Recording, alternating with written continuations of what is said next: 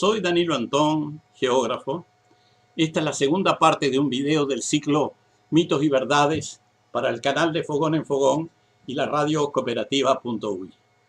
Vamos a continuar hablando del Río de la Plata.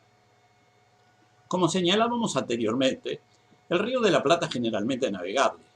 Presenta calados de más de 8 metros de profundidad. Pero debido a la presencia de bancos de poca profundidad, requiere una batimetría precisa para evitar naufragios. Un régimen de tormentas y nieblas frecuentes ha dificultado aún más la navegación de este río estuárico.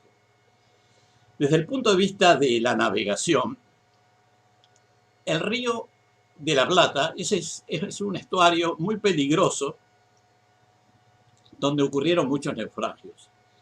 El primer obstáculo que se les aparece a los barcos que entran navegando el Río de la Plata desde el noreste oceánico es la isla de Flores.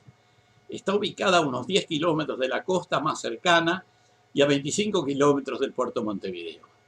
Tiene 1.800 metros de largo y unos 300 máximos de ancho, unas 36 hectáreas, y está constituida por 3 montículos, uno de los cuales está unido a los otros por una restinga que se cubre en la pleamar y reaparece en la bajamar. Los otros 2 están separados por un istmo que no llega a cubrirse más que en las mayores tempestades. Ha estado ocupada desde tiempos coloniales. Allí se instalaron un hospital de campaña, un polvorín y finalmente un lazareto para cuarentenas de esclavos. En la época portuguesa se levantó un faro y allí estuvo instalado un cuartel de la comandancia militar y la oficina de correos y telégrafos, una estación sanitaria marítima para los buques con enfermos que disponía de un departamento de desinfección. Unos 18 kilómetros al sur de la isla de Flores y a 28 kilómetros de la costa uruguaya se encuentra el llamado Banco Inglés. Es una antigua elevación rocosa, tal vez granítica, que al ser inundada, la llanura antigua quedó como una elevación del fondo del río y cuya cima más elevada está a unos 50 centímetros de la superficie del agua, con rompientes en su borde norte asomando durante las bajantes extraordinarias. Se extiende de norte a sur con una longitud de 18 kilómetros y casi 4 kilómetros de ancho, con un perímetro de 75 kilómetros y una superficie de 17.000 hectáreas. Su promedio de sonda, o sea, de profundidad, es de 5 metros, pero en algunos lugares es mucho menos. Los relatos de las expediciones de Solís, Magallanes y Gaboto lo denominaban Bajo de los Castellanos. El Banco Inglés fue así bautizado luego de que el inglés John Drake, sobrino de Francis Drake, naufragara en febrero de 1583 en las cercanías de Punta del Este y al ser capturado por los españoles dijera que era sobreviviente de un barco mercante hundido en el Bajo de los Castellanos a fin de ocultar su condición de pirata. A partir de entonces comenzó a ser llamado Banco Inglés.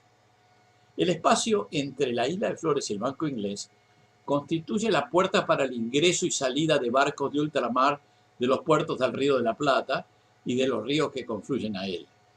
Desde esta zona parte el canal de acceso al puerto de Montevideo y el canal Punta Indio, que desde el Pontón de Recalada, que es un barco mantenido por Argentina para embarque de prácticos del río, que lleva al puerto de Buenos Aires y a los demás de la Cuenca del Plata. La mayoría de los naufragios se relacionan con las restingas costeras y puntas rocosas, así como los ocurridos en el Banco Inglés y en la propia isla de Flores. En particular, los naufragios causados por el Banco Inglés han sido numerosos y el salvataje de las embarcaciones o sus tripulaciones muy difícil por la distancia a la costa y la falta de referencias.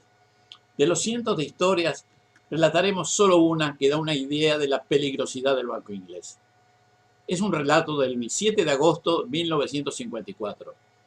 Un pesquero llamado Isla de Flores, que pertenecía al ente público uruguayo SOIP, con 7 tripulantes, había naufragado en el Banco Inglés y el destructor Uruguay de la Armada Uruguaya había ido a rescatarlo y también había quedado varado en el traicionero banco. La lancha del destructor Uruguay, que había ido al rescate, se había roto contra el casco del pesquero y sus 9 tripulantes también quedaron atrapados y ahora eran 16 náufragos que tampoco podían salirse por sus propios medios. Como el destructor Uruguay había varado, tuvo que salir el otro destructor de la Armada, el Artigas, a rescatarlo.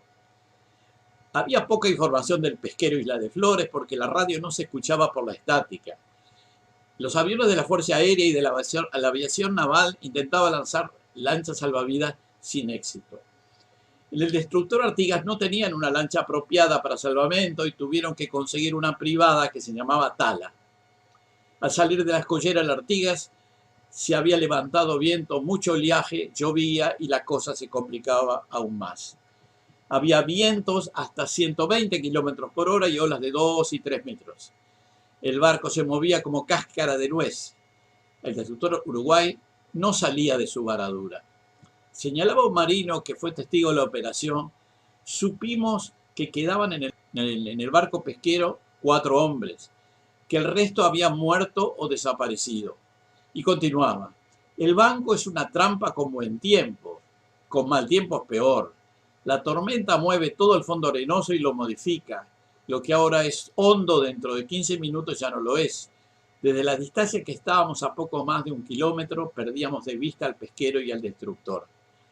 De la comandancia del destructor Artigas se dio orden al Tala de dirigirse al pesquero, al rescate. El barco avanzaba con dificultad, subía y bajaba.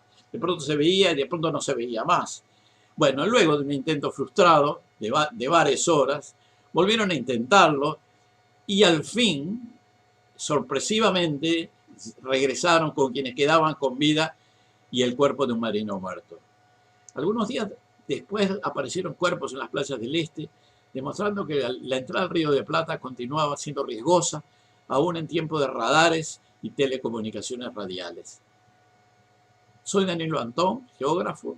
Este fue un video del ciclo Mitos y Verdades para el canal de Fogón en Fogón y la radio cooperativa.ui.